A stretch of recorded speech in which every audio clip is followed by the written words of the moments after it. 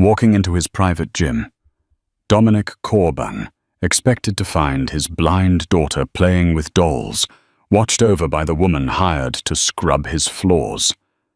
Instead, the East Coast's most lethal man found his child throwing a perfect punch. The maid wasn't just cleaning the house, she was training a soldier. Before Dominic could pull the trigger on the instructor, a secret tumbled out. A truth so dark it paralyzed the Don where he stood. The enemy wasn't waiting at the gate. He was already inside the walls. And the only person capable of saving them was the very help Dominic was seconds away from executing. The rain in Seattle didn't wash things clean. It just made the grime slicker. Dominic Corban stared out the tinted window of his armored SUV, watching the iron gates of the Corban estate swing open. It was 2:00 a.m. He wasn't supposed to be home for another 3 days. The deal in Chicago had gone south. Bodies had dropped and Dominic had flown back early, his patience frayed like a wire, ready to snap. He rubbed his temples. He was 34, but in this life that was ancient. He was the Don of the Corban crime family, a man who had buried his emotions, along with his late wife Isabella, 3 years ago. All he had left was Nancy. Nancy, 7 years old, blind since the car accident that took her mother. She was his porcelain doll, fragile, broken, and the only thing keeping him tethered to humanity. He kept her in the West Wing, surrounded by nurses, tutors, and guards. He treated her like glass. "Boss, you want me to wake the staff?" His head of security, a brute named Kyle, asked from the front seat. "No," Dominic grunted, stepping out into the drizzle. "Go to the barracks. I want silence." He entered the manor. It was a mausoleum of marble and shadows. He loosened his tie, the adrenaline of the Chicago hit fading into a dull ache. He walked toward the kitchen for a drink, but a sound stopped him. Thud. It was faint, rhythmic. Ideally, at 2:00 a.m., the house should be dead. The sound was coming from the old solarium at the back of the house, a room he had converted into a private dojo years ago but rarely used. Dominic's hand went instantly to the Sig Sauer tucked in his waistband. He moved silently, his Italian leather shoes making no sound on the hardwood. An intruder, a mole. He reached the double oak doors of the solarium. They were cracked open an inch. He peered through the gap. The room was dimly lit by the moonlight filtering through the glass ceiling. The mats were cleared. In the center of the room stood 2 figures. One was Sarah, the new maid. She had been with them for 3 months, quiet, efficient, plain-faced. She wore baggy clothes and kept her head down. Dominic barely knew her surname. Jenkins Johnson. She was just a ghost who folded laundry. But the woman in the room wasn't a ghost. She was standing with her feet shoulder-width apart, her center of gravity. Low, her posture radiating a lethal kind of discipline. And facing her was Nancy. Dominic's breath hitched. His blind daughter, who usually navigated the world with a trembling white cane, was barefoot on the mats. She wasn't trembling. She was listening. "Again," Sarah whispered. Her voice wasn't the meek, servile tone she used when serving coffee. It was steel. "I can't," Nancy whined softly. "I can't see where you are, Sarah." "You don't need eyes to see Nancy." "Eyes lie," Sarah said, circling the girl slowly. "Listen to the friction. My foot on the canvas, the shift in the air pressure. Where am I?" Dominic watched his finger tightening on the trigger. "What the hell is she doing to my daughter?" Sarah lunged. Not a playful lunge, a strike. Dominic almost kicked the door in right then, but what happened next froze him. Nancy didn't flinch. She dropped. She ducked under Sarah's arm, spun on her heel, and drove her small palm into Sarah's solar plexus. It wasn't a child's flailing. It was a calculated counter-move. Sarah stumbled back, grinning. Good, again. Harder this time. If they grab you, you break the thumb. Show me. Dominic had seen enough. He kicked the doors open. The boom echoed like a gunshot.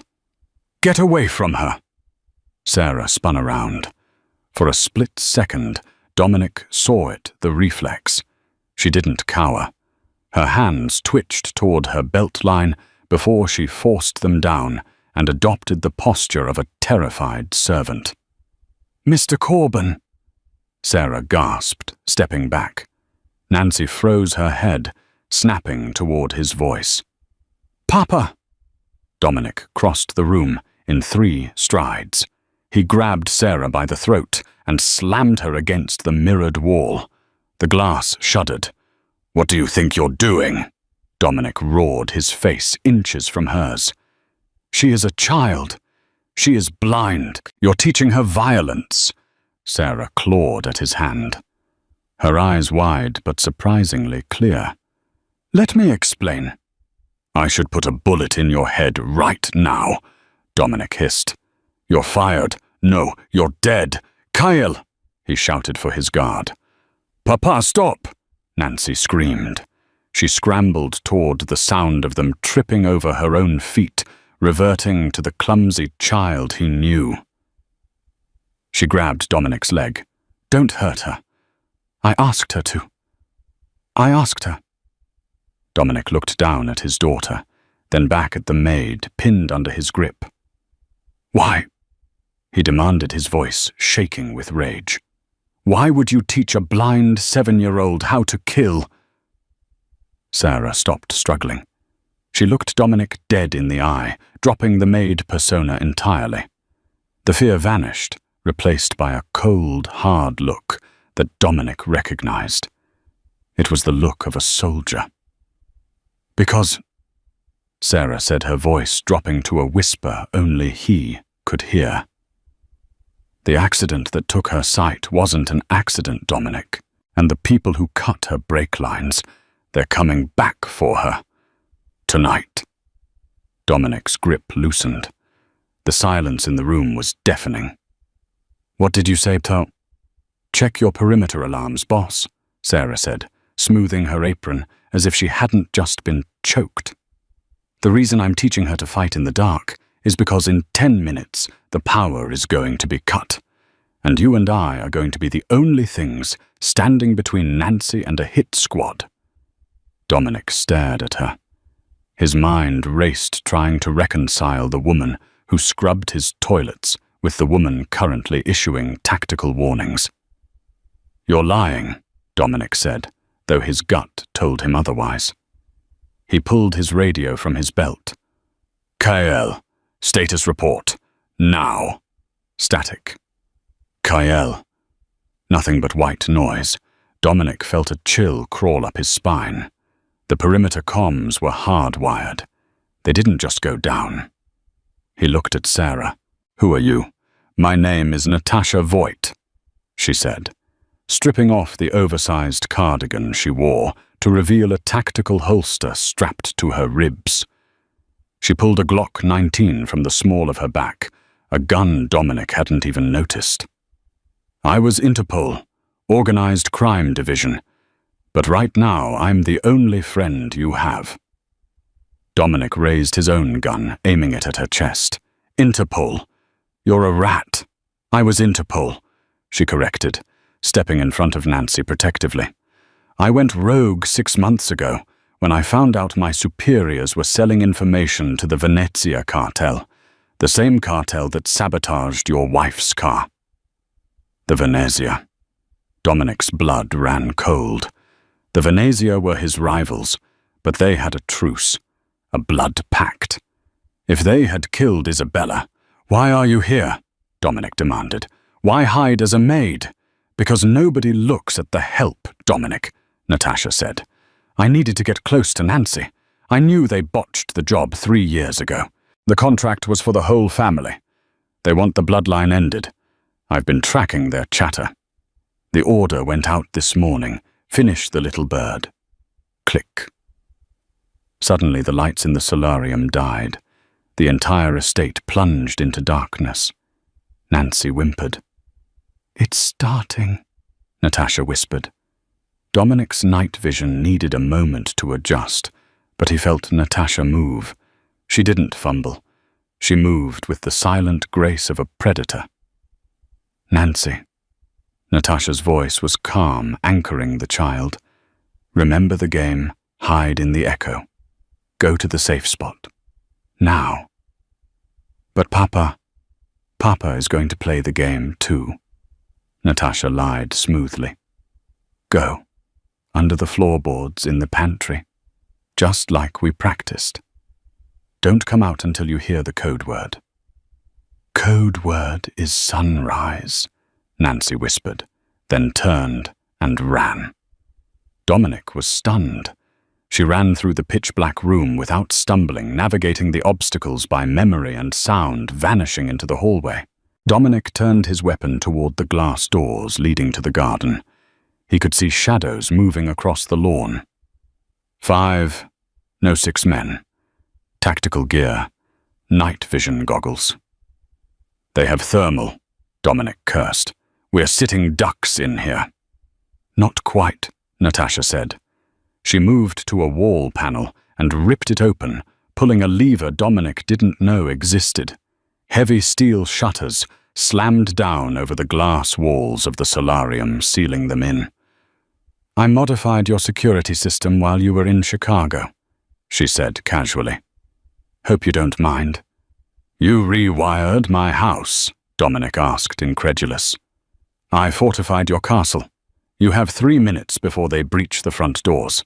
Kyle and the gate guards are likely dead or silenced." Dominic looked at this woman, this stranger standing in the dark with him. He was a man who trusted no one. In his world, trust got you killed. But he had just watched her send his daughter to safety, with a proficiency that suggested they had been preparing for this nightmare for months. "Why?" Dominic asked, checking the magazine of his cig. "Why save us? You're a Fed. I'm a criminal." Natasha looked at him, her eyes catching the faint moonlight from the skylight above. "Because I'm a mother, Dominic. Or I was. The Venezia took my son to get to me. I couldn't save him." Her voice cracked just for a millisecond before hardening again. "I'm not letting them take yours." Boom! An explosion rocked the front of the house. The front doors had been breached. "Kitchen!" Dominic commanded, his leadership instincts taking over. "It's a choke point. We hold them there." "Agreed," Natasha said. "But Dominic, what if we survive this, you can fire me. But until then, you take orders from me on close quarters defense. You're a boss, you give orders. I'm an operator, I execute them. In this house in the dark, I'm the captain." Dominic gritted his teeth. His ego bristled, but he looked at the steel in her eyes. "Lead the way, Maid." They moved into the hallway. The air smelled of cordite and rain. The silence of the house was gone, replaced by the heavy thud of boots on marble. The enemy was inside. As they crept toward the kitchen, Dominic realized the horrifying truth of Natasha's words. He had been so busy building an empire to protect his daughter that he hadn't noticed the walls were made of paper. It took a woman scrubbing his floors to turn his house into a fortress. They reached the grand foyer balcony. Below, 8 men in black tactical gear were sweeping the room with laser sights. "Silencers," Natasha whispered. "They want this quiet." "I don't do quiet," Dominic growled. "Neither do I," she replied. She reached into her apron pocket, which Dominic now realized was a tactical pouch, and pulled out a flashbang. "On 3, she mouthed. Dominic nodded. He leveled his gun over the railing. 1, 2, 3. She dropped the grenade. It bounced once on the marble floor below. The men looked down. Flash. A blinding white light erupted, followed by a deafening bang. "Go!" Natasha yelled. Dominic and Natasha vaulted over the railing, dropping 10 feet to the floor below. Guns blazing before their feet even touched the ground. The battle for the Corbin estate had begun. But as Dominic fired, taking down the first target, a thought nagged at the back of his mind. How did the Venezia know to strike tonight? How did they know the exact moment he returned? Someone close to him had sold him out. And as he looked at Natasha moving with lethal precision, covering his blind side, he realized she was the only person in the room he hadn't paid to be loyal. And she was the only one fighting like she had something to lose. The kitchen of the Corbin estate was a masterpiece of Italian design, marble islands, copper pots and floor-to-ceiling windows. Right now, it was a kill box. Dominic and Natasha slid across the polished tiles, just as the glass windows shattered inward, spraying the room with shards. Bullets chewed into the mahogany cabinets. "Down!" Natasha screamed, shoving Dominic behind the heavy marble island. She didn't cower. She popped up, fired 2 controlled shots, and ducked back down. 2 cries of pain echoed from the garden. "We can't stay here." Dominic gritted out, checking his magazine. "I have an armory in the basement, but the stairs are exposed." "Forget the basement," Natasha snapped, checking her watch. "They have a second team breaching the south wall. We have 90 seconds before we're pincered. We need to move. Where is the garage access?" "Through the pantry," Dominic said, pointing to a narrow door. "Nancy, stay low. Hold my belt," Natasha commanded. The little girl was trembling, her hands clamped over her ears, but she obeyed instantly. They moved in a tight formation. Dominic took point, his Sig Sauer raised. He kicked open the pantry door. A mercenary in black gear was waiting. Before the man could raise his rifle, Dominic put 2 bullets in his chest. The man crumpled. Dominic didn't pause. He stepped over the body, his face a mask of cold fury. This was his home. These were his floors. And now they were stained with blood. They burst into the garage. It was a cavernous space housing Dominic's collection, a Ferrari, a Rolls-Royce Phantom, and an armored Mercedes SUV. "Take the SUV," Dominic ordered, rushing toward the driver's side. "Don't bother," Natasha said, her voice flat. "What?" "Look at the tires." Dominic looked. The run-flat tires of the Mercedes had been slashed. Not just slashed, drilled. Someone knew exactly how to disable the reinforced rubber. The Ferrari and the Rolls were the same. "We're trapped," Dominic growled, the panic rising in his chest. "They disabled the fleet." "Not the whole fleet," Natasha said. She ran past the millions of dollars of luxury metal to the far corner of the garage, where a beat-up grey 2015 Honda Civic was parked. It was the car she used for grocery runs. It had a dent in the bumper and a baby on board sticker. Dominic stared at her. "You want us to escape a hit squad in a Honda?" "Get in!" Natasha yelled, throwing open the back door for Nancy. "Buckle up, Nancy, double, click!" Dominic dove into the passenger seat, just as the garage service door exploded inward. 3 men stormed in, rifles raised. Natasha jumped into the driver's seat. She didn't fumble for keys. The car was push to start, but not the factory kind. She hit a hidden toggle switch under the dashboard. The engine didn't purr like a Civic. It roared. A guttural, deep-throated growl that shook the concrete floor. "What the hell is under the hood?" Dominic shouted over the noise. "LS3 V8 swap, twin turbos, reinforced chassis." Natasha shouted back, slamming the gear stick. "Hold on!" She didn't reverse.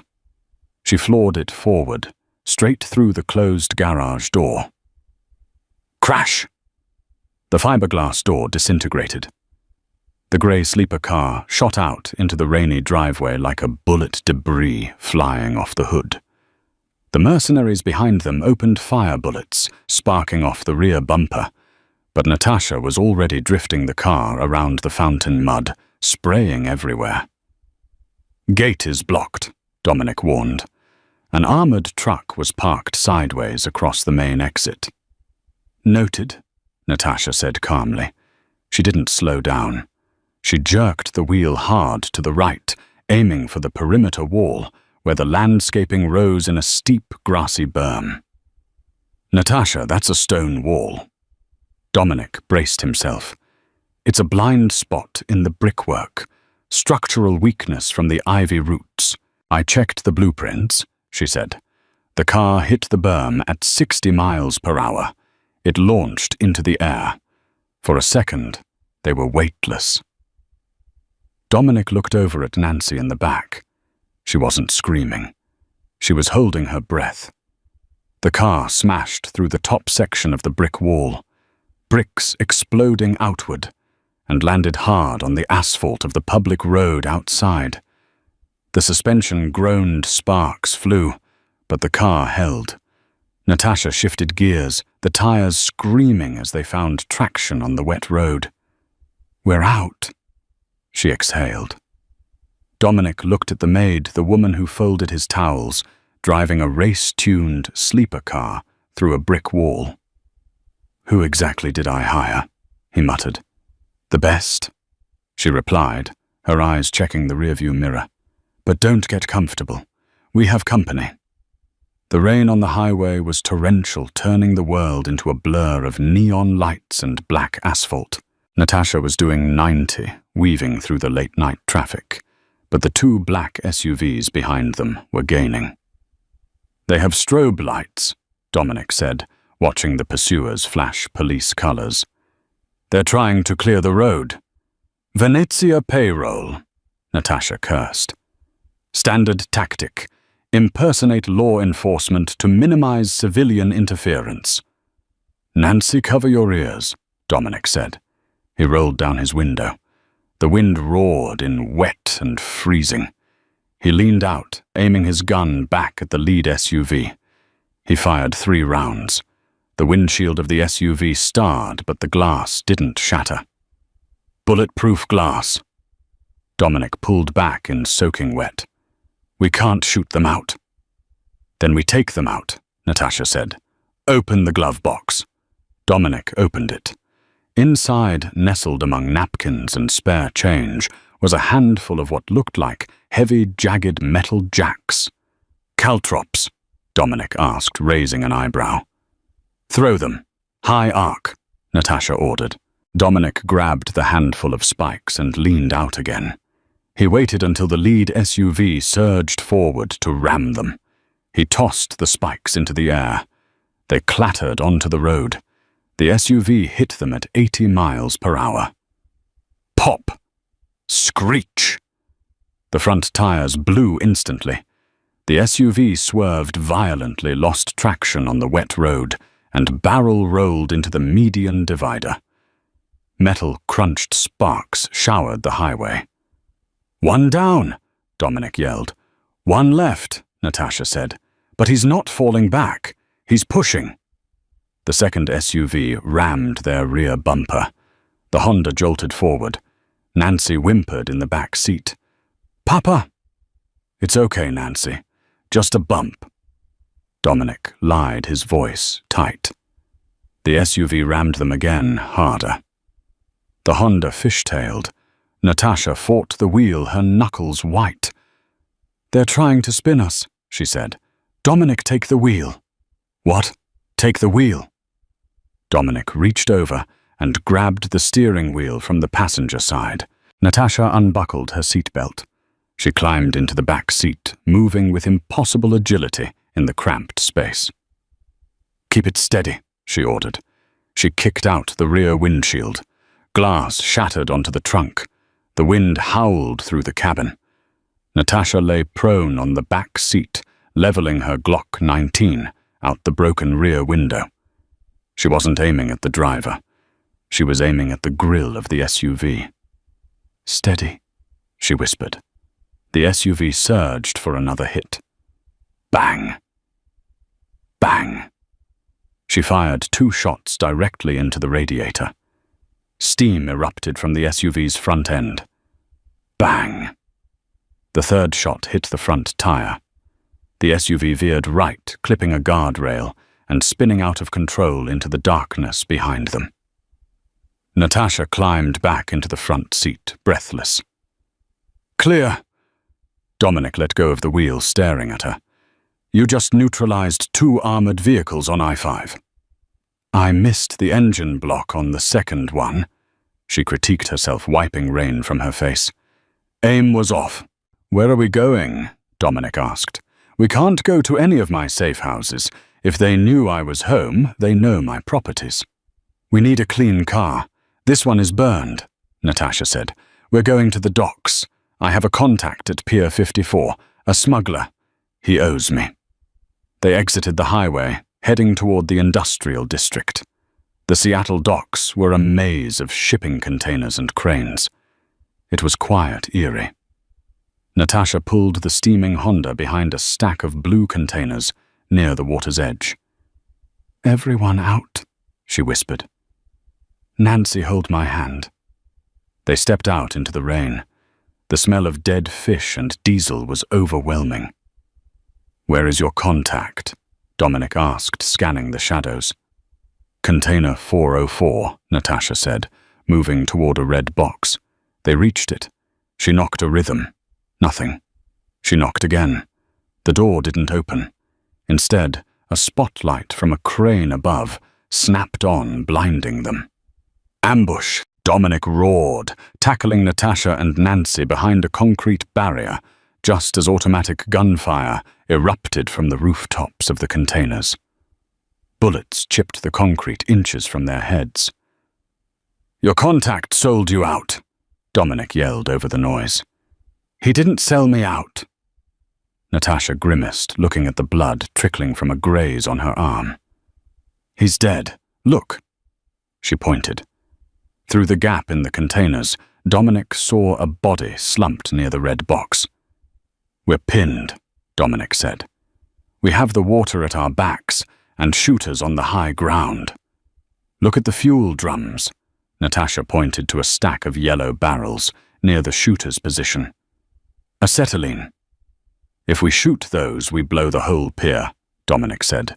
"We'll be caught in the blast." "Not if we're already in the water," Natasha said. She looked at him. "Can you swim?" "Yes, but Nancy." "I've got her," Natasha said. She grabbed a heavy tarp from a pallet nearby. "Nancy, we're going to play the mermaid game. Deep breath. Hold it until I squeeze your hand." "Okay," Nancy whispered, terrified but trusting. "Dominic," Natasha handed him her spare magazine. "On my mark, you light up those drums, then you dive. Don't look back. What about you?" "I'll cover the jump. Go." Dominic stood up, exposing himself.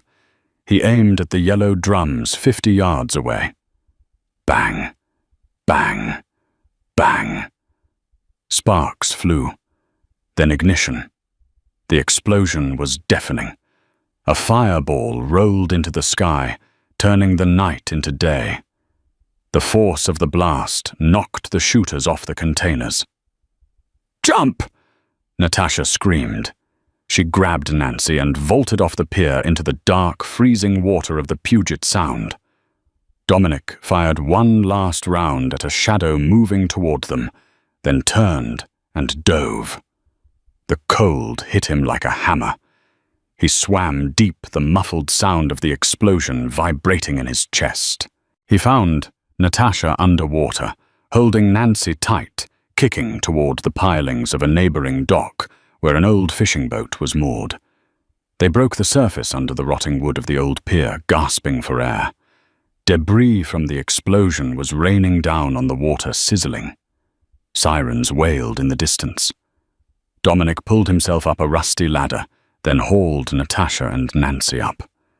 They collapsed on the wooden planks, shivering, soaked and battered. Dominic's shoulder was throbbing.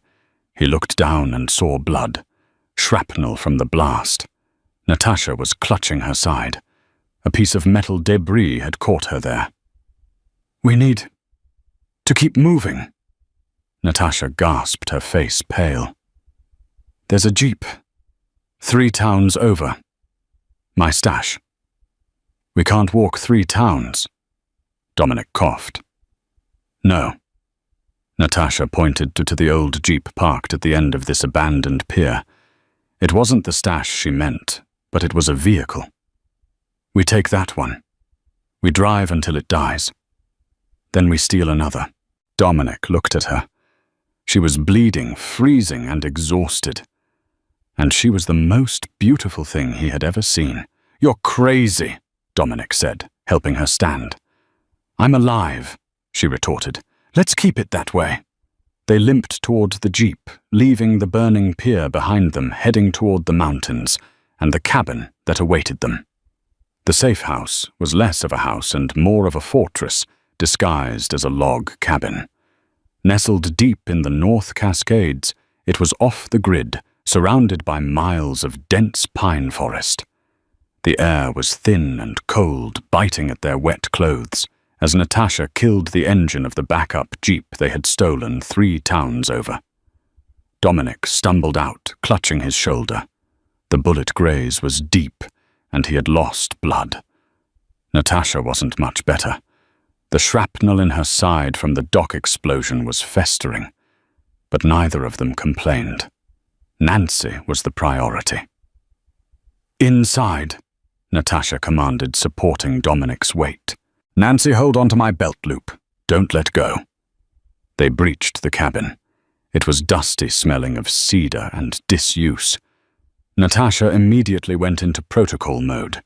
She sat Dominic on the leather sofa, checked the windows, and engaged the manual locks.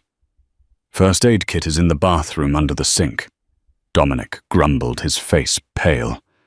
"Generator is out back." "I'll handle the medical. You handle staying conscious," Natasha said. She guided Nancy to a chair.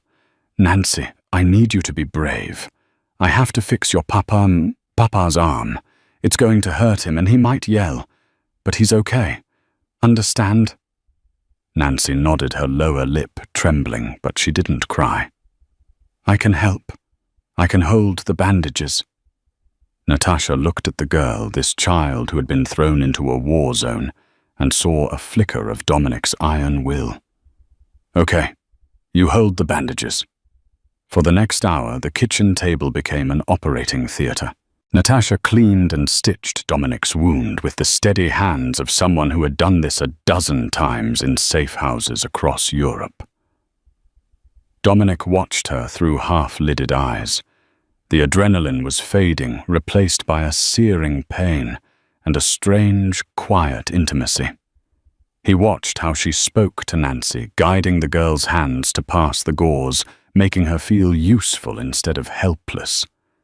He watched the sweat bead on Natasha's forehead, the way her wet hair plastered to her neck.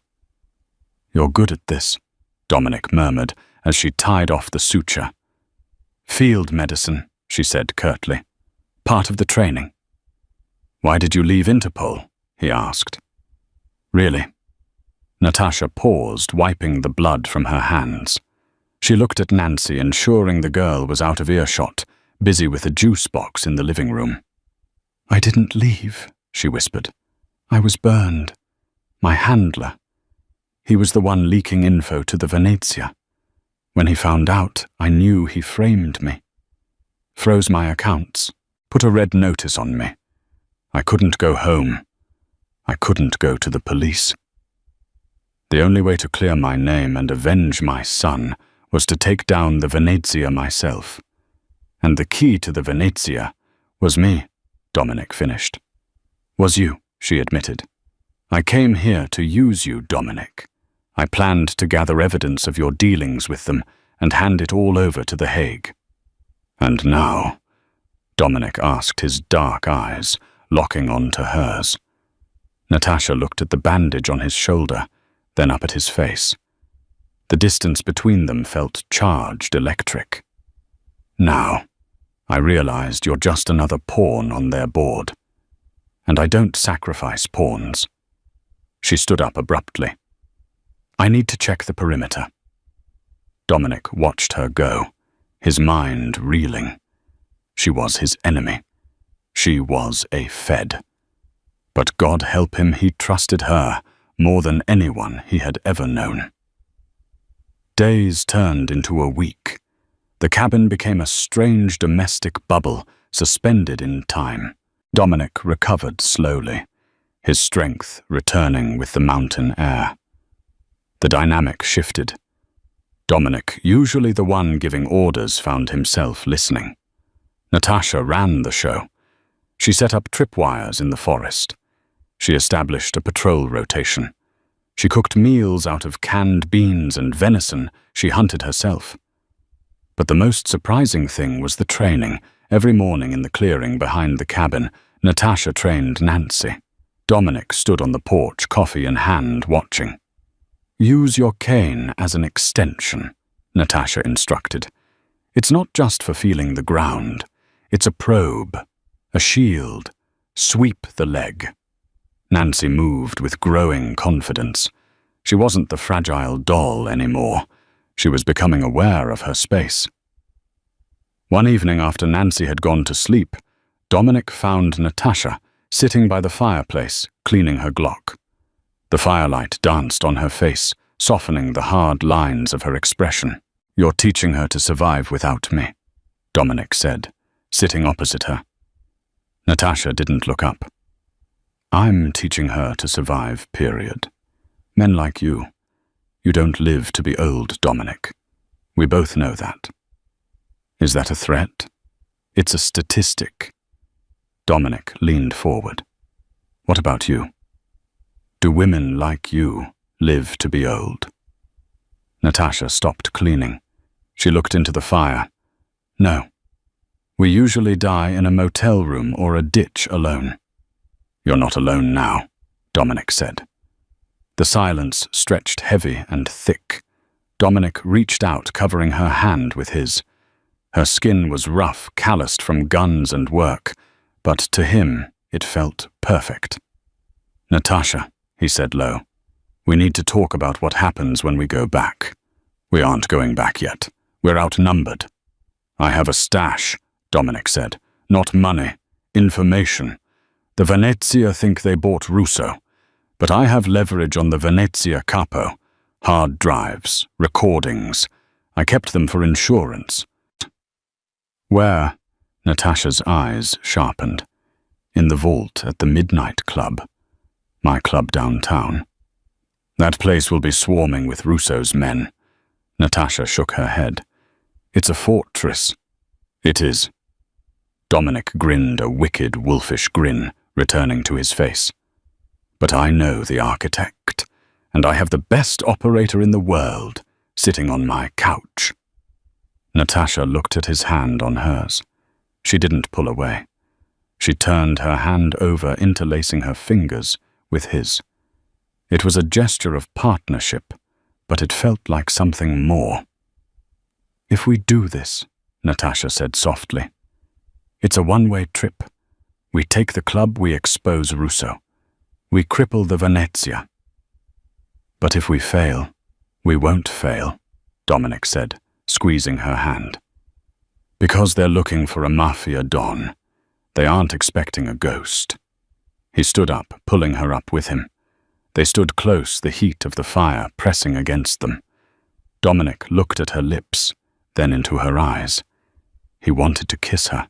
He wanted it more than he had wanted anything in years, but he respected her too much to make it a distraction before the battle. He leaned in, brushing his forehead against hers. Get some sleep, Maid, he whispered. Tomorrow we go to war. Seattle was drowning in rain again when they returned.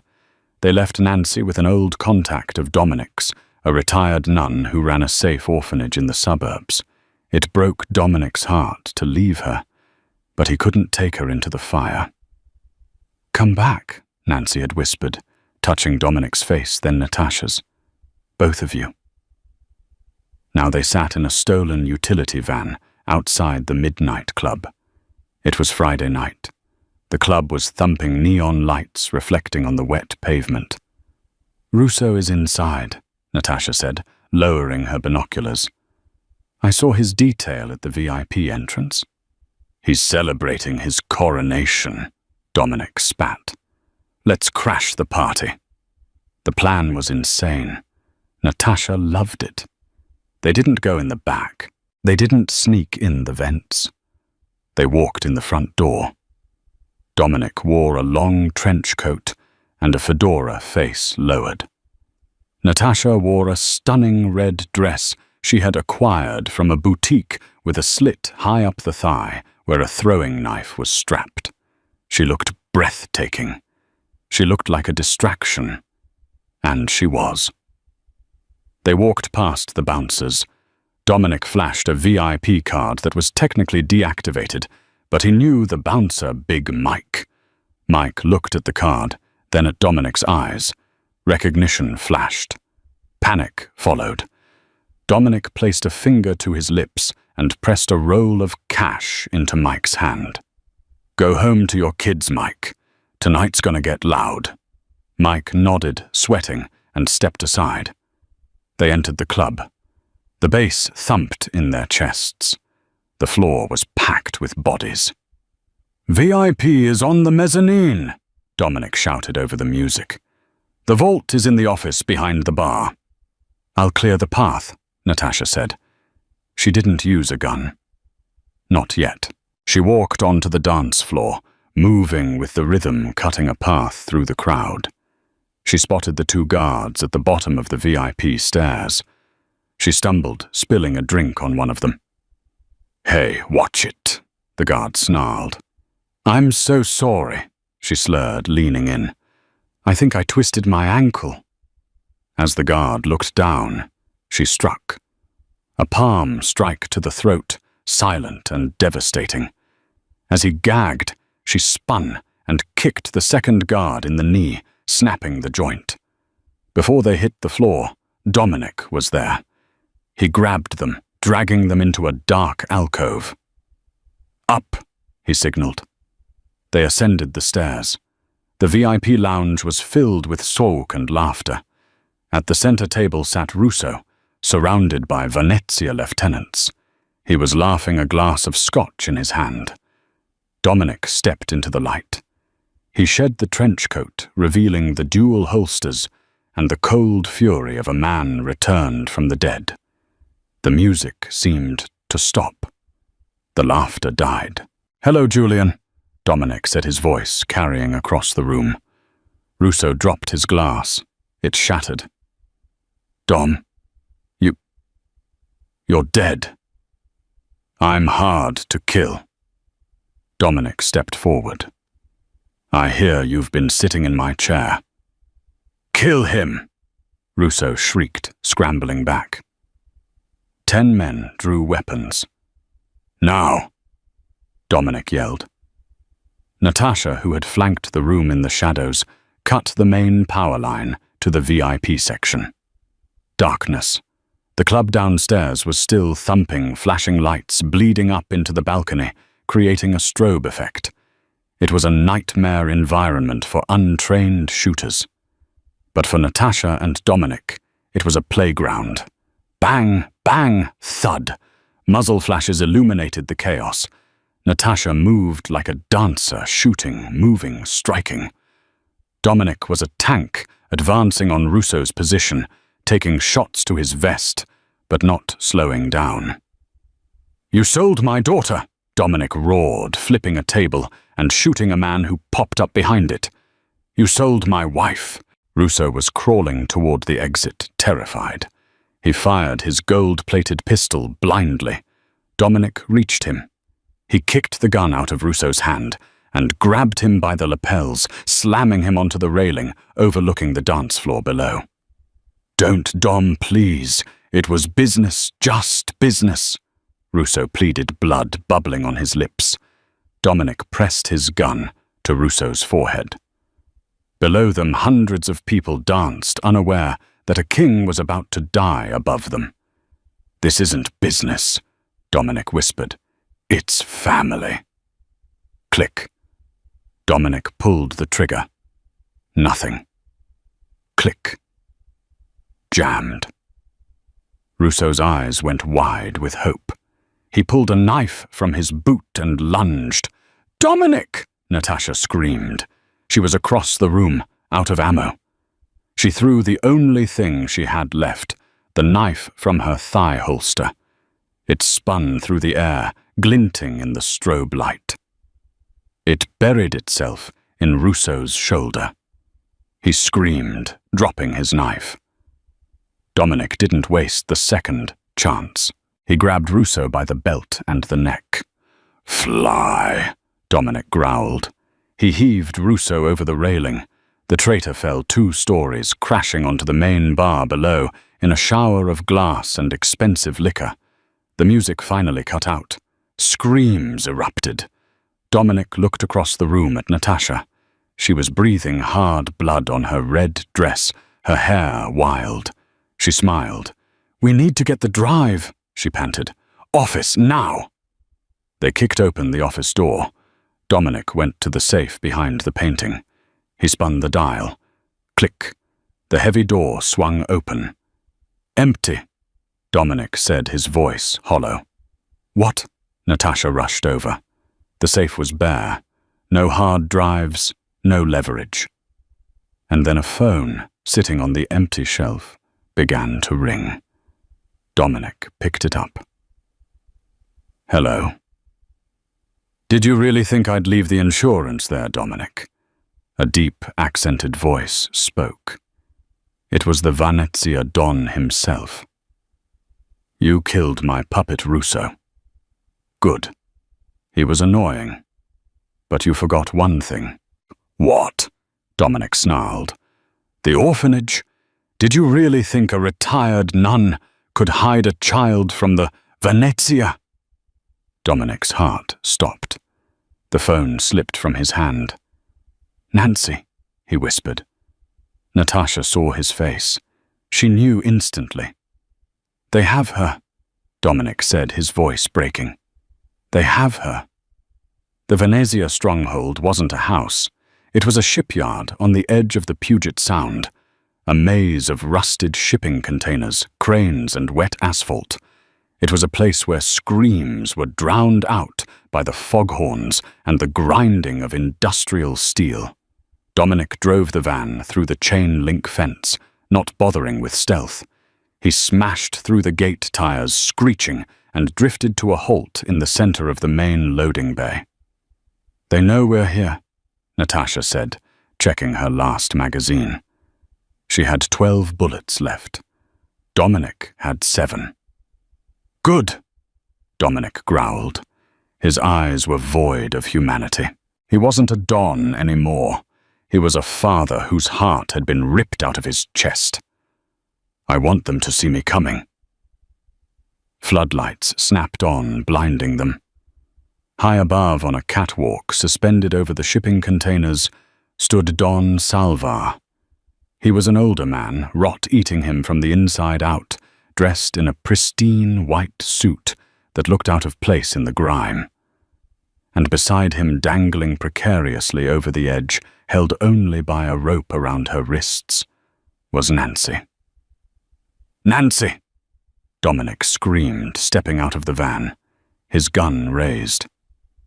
"Papa!" Her voice was small, terrified but distinct. "Ah, the prodigal son returns." Salvar's voice boomed over a PA system. "Drop the weapons, Dominic, or I cut the rope. She falls 40 feet onto concrete. I don't think even your little maid can patch that up."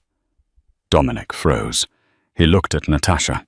Slowly they placed their guns on the wet ground and kicked them away. "Smart," Salva sneered. "Bring them up." A dozen armed guards surrounded them, shoving them toward the metal stairs. Dominic's muscles were coiled tight, waiting for an opening. But with Nancy dangling like that, he was paralyzed. They were marched up to the catwalk. The wind was stronger up here, smelling of salt and diesel. Salva held a knife near the rope. Nancy was sobbing quietly, her feet kicking in the empty air. "You took my business, Salva," Dominic said, his voice low and dangerous. "You tried to kill me. Fine, but let the girl go. She's blind. She's nothing to you." "She is everything," Salva smiled, his teeth yellow. "She is the heir. If I kill you, the Corbin family rallies around her. Loyalty is a pest. But if I kill her first, then you have nothing to fight for. You break." Natasha spoke up. "You're a coward, Salva, hiding behind a little girl." Salva looked at Natasha. "And you, the traitor agent. I have a special place for you in the bottom of the Sound." Dominic looked at Nancy. She wasn't just crying anymore. She had stopped kicking. Her head was tilted. She was doing exactly what Natasha had taught her in the solarium. She was listening. "Papa," Nancy whispered. The wind carried her voice. "I'm here, baby," Dominic said. "3 steps," Nancy said. Salva frowned. What is she babbling about? "Right." Nancy continued, her voice trembling but gaining strength. "Metal. Hollow." Dominic's eyes widened. He realized what she was doing. She was echolocating. She was mapping the platform based on the sound of Salva's voice and the wind whistling through the grating. "Nancy," Natasha said, her voice sharp and commanding, cutting through the tension. "Code word."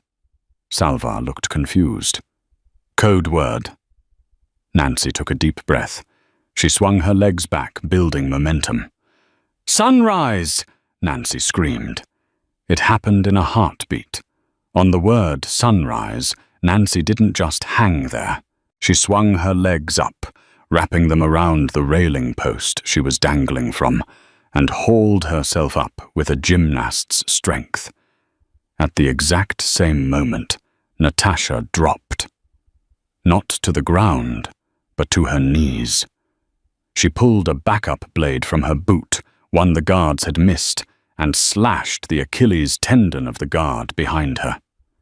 The guard screamed and fired his gun into the air. The distraction was all Dominic needed. He didn't go for the guards. He went for Salva.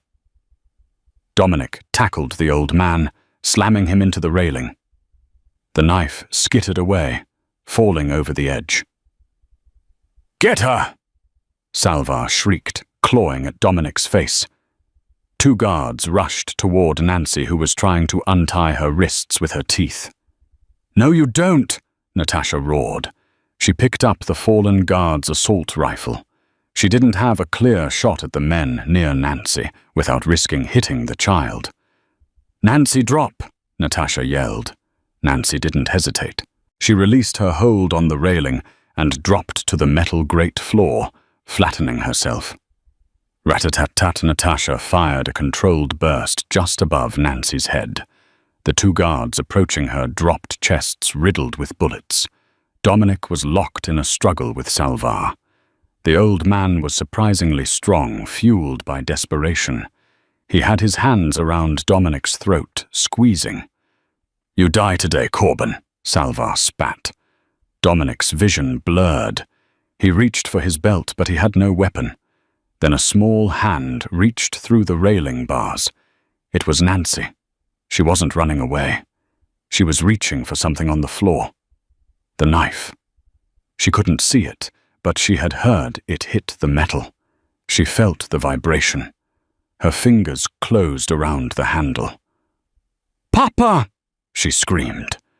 She slid the knife across the grating toward him. Dominic's hand found the hilt. He looked into Salva's eyes.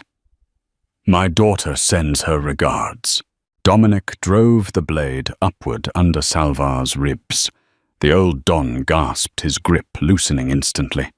He staggered back, blood blooming on his white suit. He looked at Nancy, the blind girl he had dismissed as broken with horror in his dying eyes. "She saw you," Dominic whispered. "She saw you better than you saw yourself." Dominic kicked Salvar in the chest. The Venezia Don tumbled over the railing, screaming all the way down, until a wet thud silenced him forever. Silence returned to the shipyard. Dominic scrambled over to Nancy. He cut the ropes binding her wrists. He pulled her into his chest, burying his face in her hair. She was shaking, but she was alive. "I did it, Papa," she sobbed into his coat. "I heard him. I heard where the knife was. You did it, baby. You saved us." Dominic choked out tears streaming down his face for the first time in years. Natasha limped over. She was bleeding from a new graze on her cheek, but she was smiling. She dropped the rifle and knelt beside them. Nancy reached out her small hands, patting the air, until she found Natasha's face. "Sarah?" Nancy asked, using the maid name. "Natasha," the woman corrected softly, covering Nancy's hand with hers. "My name is Natasha." "Natasha." Nancy tested the name. "You stayed." "I told you." Natasha said, her voice thick with emotion, looking up at Dominic. "I don't sacrifice pawns, and I never leave family behind." Dominic looked at Natasha over his daughter's head.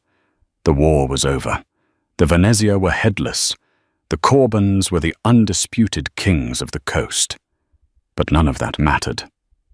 "Let's go home," Dominic said. 3 months later, the Corban estate had changed. The dark, heavy curtains were gone, replaced by sheer linen that let the sunlight pour in. The security was still tight. Kael was back on duty, sporting a new scar and a grumpier attitude, but the atmosphere was different. It was lighter. In the garden, Nancy was running, not walking with a cane. Running. She followed the sound of a small bell attached to a golden retriever's collar, a therapy dog Natasha had brought home a week ago.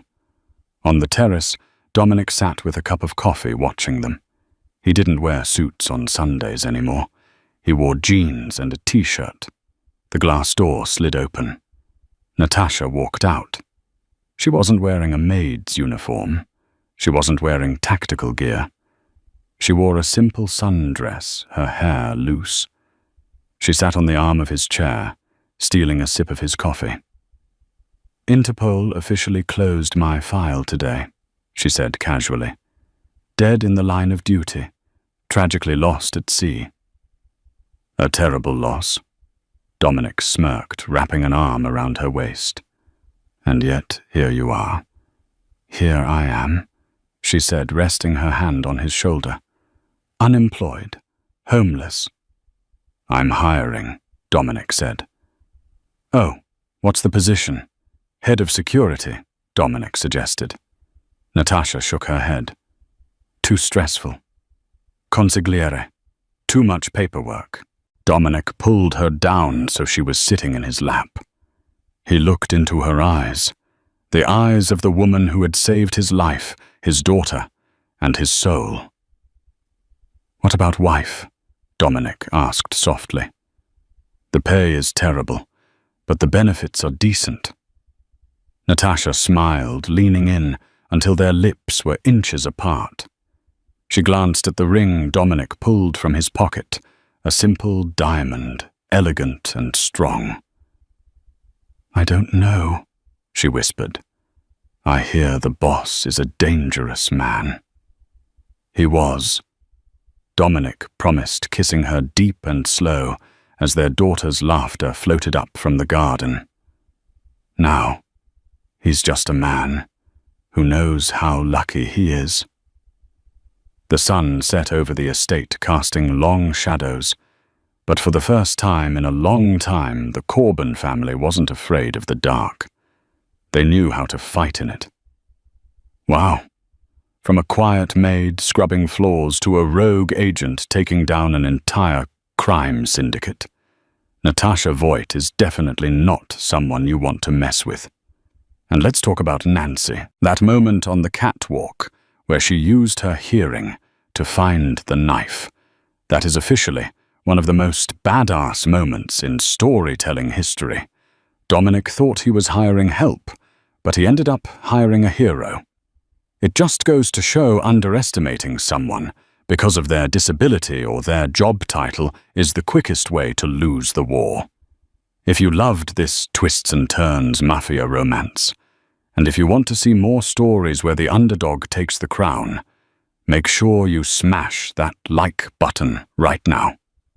It really helps the channel, and don't forget to subscribe and hit the bell notification so you never miss a new story. What did you think of Dominic's proposal at the end?